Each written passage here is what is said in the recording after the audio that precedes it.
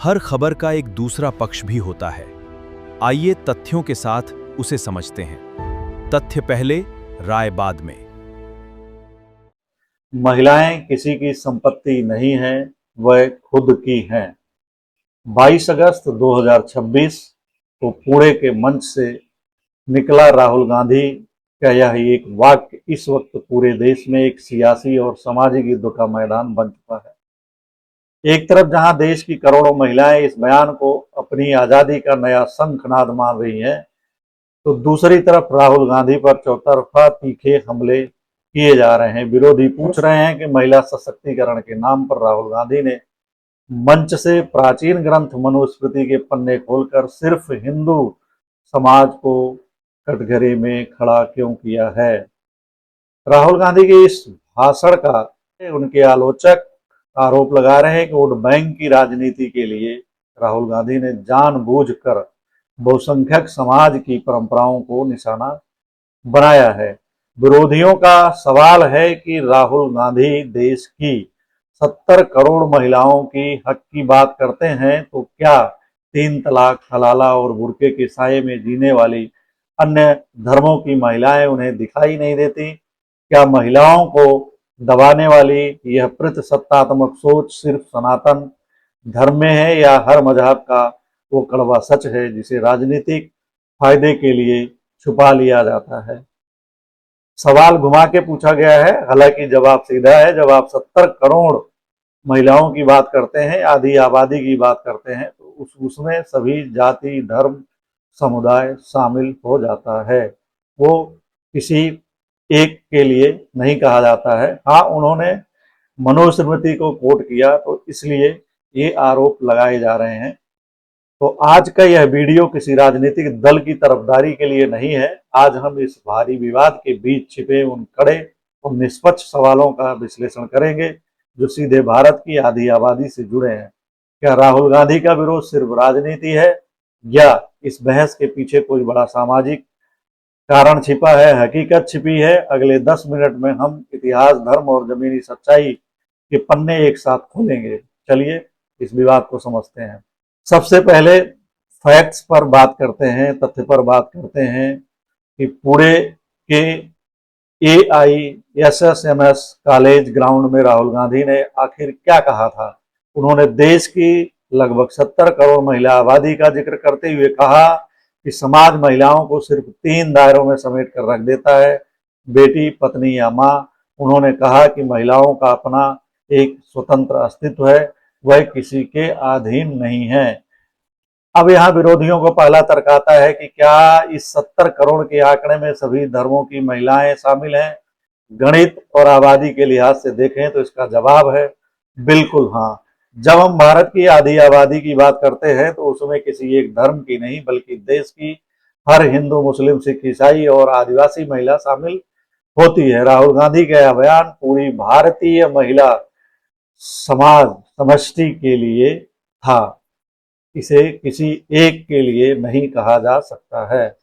भाषण में राहुल गांधी ने समाज द्वारा महिलाओं को बस में रखने के 4 तरीके गिनाए। पहला, हिंसा।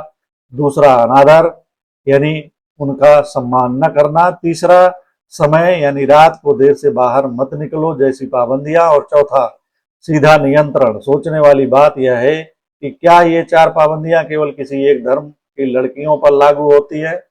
बिल्कुल नहीं। यह भारत के हर मध्यवर्गीय और रूढ़िवादी परिवार की कहानी है, चाहे उनका मजहब या जाति कुछ भी हो। तो अब आते हैं उस सवाल पर जिससे सबसे ज्यादा आग भड़काई। राहुल गांधी ने अपने भाषण में मनुस्मृति को क्यों कोट किया, और क्या उनका ऐसा करना स्वाभाविक था? इस बात को व्यवहारिक रूप से समझना होगा। भारत में हिंदू समाज बहुसंख्यक है। सदियों से इस देश के सामाजिक ताने बाने, पारिवारिक नियमों, विवाह पद्धतियों और महिलाओं की स्थिति पर प्राचीन हिंदू ग्रंथों और परंपराओं का सबसे गहरा और व्यापक असर रहा है।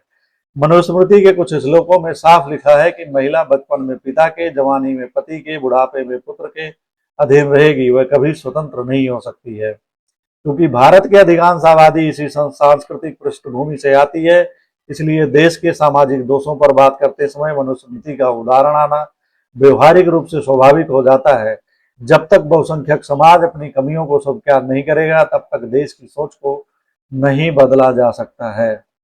यहाँ राहुल गांधी का विरोध करने वालों का कहना है कि आज का भारत किसी प्राचीन धार्मिक ग्रंथ से नहीं बल्कि बाबा साहब अम्बेडकर द्वारा बनाए गए भारतीय संविधान से चलता है। हमारा संविधान हर महिला को बराबरी का हक देता है। ऐसे में आज के दौर में मनुस्मृति को लाकर समाज में विभाजन पैदा करने की क्या जरूरत है। लेकिन इसके जवाब में समाजशास्त्रियों का मानना है कि कानून बदल जाने से समाज की सामूहिक चेतना रातों रात नहीं बदलती। आज भी कई परिवारों में महिलाओं को लेकर जो नियंत्रणकारी सोच है उसकी जड़ें कहीं ना कहीं इन्हीं प्राचीन रूढ़ियों में छिपी हुई हैं, परंपराओं में छिपी हुई है, संस्कृति में छिपी हुई है, धर्म ग्रंथों में छिपी हुई है। अब बात करते हैं उस कड़वे सच की जिसे राजनीति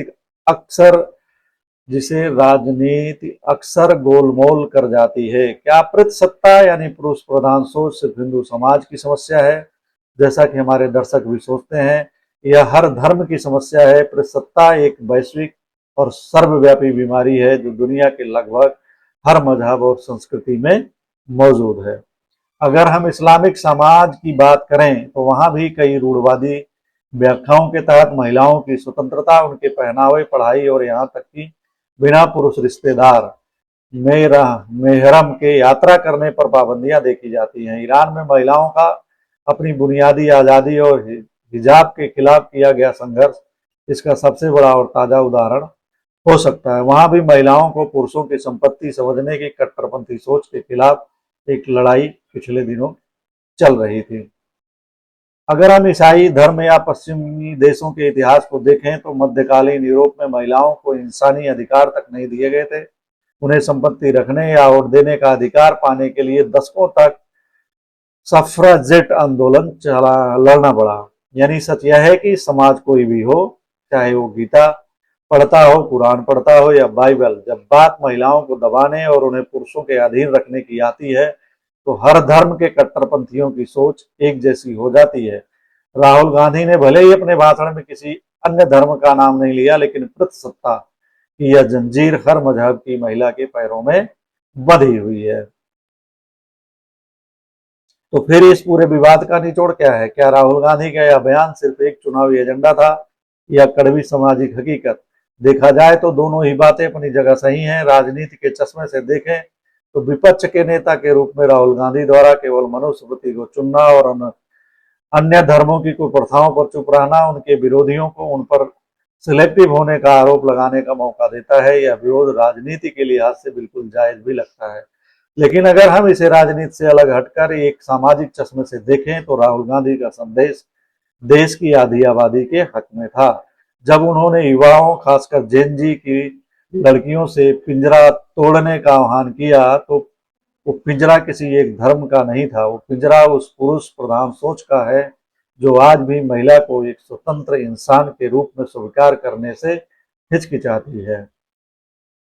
आज का भारत बदल रहा है। आज की महिलाएं अंतरिक्ष से लेकर सरहद तक अपनी ताकत का लोहा मनवा रही हैं, लेकिन जब तक समाज के भीतर हर धर्म में यह सोच खत्म नहीं होगी कि महिलाएं पुरुषों के अधीन नहीं है, तब तक असली आज़ादी अधूरी ही रहेगी। राहुल गांधी के इस बयान, मनुस्मृति के संदर्भ और उनके हो रहे विरोध पर आपकी क्या राय है? क्या आपको लगता है कि वाकई भारतीय समाज में आज भी महिलाओं को संपत्ति की तरह देखा जाता है, या फिर इस मुद्दे पर केवल राजनीति की जा रही है? अपनी राय कमेंट बॉक्स में जरूर साझा करें। अगर आपको यह विश्लेषण पसंद आया हो तो वीडियो को लाइक और शेयर करें और अपने चैनल को और हमारे चैनल को सब्सक्राइब करना ना भूलें। मिलते हैं अगले वीडियो में।